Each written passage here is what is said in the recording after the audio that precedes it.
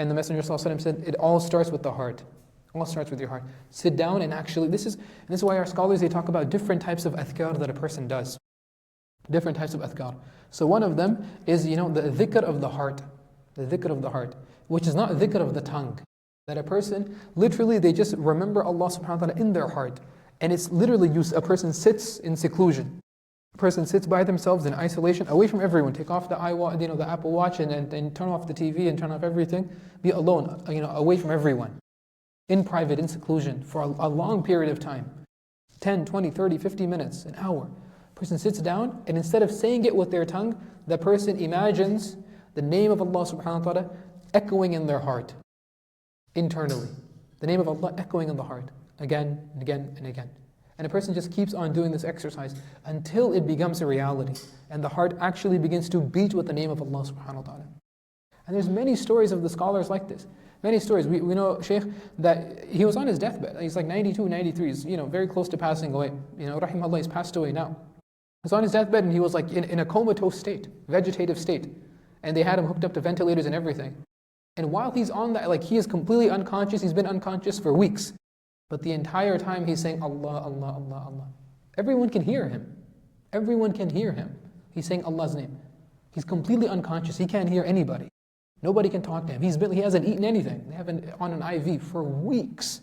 But the entire time he's saying the name of Allah subhanahu wa ta'ala. Can you imagine how much he must have done that in order for his body to keep on doing that after? Number 6, that after a person realizes what issues and problems that they have, what they need to work on, now they can actually begin to apply that medicine, the spiritual medicine, to improving themselves. So we're going to go over what those are, inshallah, when we cover each and every one of these illnesses, inshallah, bit tawfiq. When we go through them, we'll see how do we apply these practical steps. And this is the thing, that when we cover a lot of these things, I promise you're going to know most of them. Some of them might be like, oh, I didn't know that. Most of them you're going to know. And I bet you right now when you're listening to this, you already know all this stuff. Right?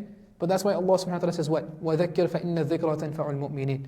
Remind and keep on reminding. Because the reminder only benefits the believers. When a person is reminded, oh yeah, I forgot. Look at the story of Sayyidina Adam alayhi salam, the very first story chronologically in human history, and the first story in Surah Al-Baqarah is the story of Adam alayhi salam. And it's a story of what? A story of forgetfulness. Nasiya, Allah subhanahu wa ta'ala specifically said Adam alayhi salam forgot the command Allah gave him because shaitan made him forget. So the very first story is forgetfulness. Human beings, that's what we tend to do. We tend to forget. So you got to constantly keep reminding. You have to constantly keep on applying these things. So these things that I know you're going to be like, I already know all of these things. Okay, so let me ask you this question then. It's really simple. We know that when we get angry, you're supposed to say what? A'udhu billahi minash shaitanir rajim. How many of us do that? When you're driving in the car, someone cuts you off, someone drives like a maniac, you get angry, you get upset.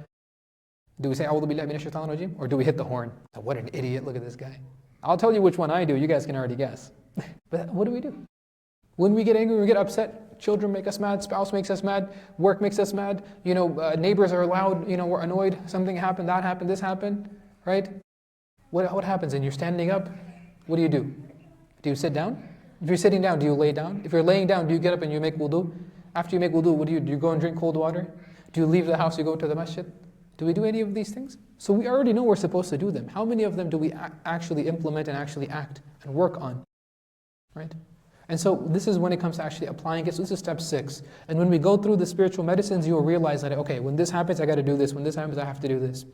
And number 7, finally, he says that a person keeps on striving. That a person keeps on doing this. Don't think that, okay, I put the medicine on, I'm done, alhamdulillah. No, a person needs to keep on striving and struggling in the path of Allah subhanahu wa ta'ala, wherein he says subhanahu wa ta'ala that strive in the path of Allah subhanahu wa ta'ala, He will definitely guide them to the right path.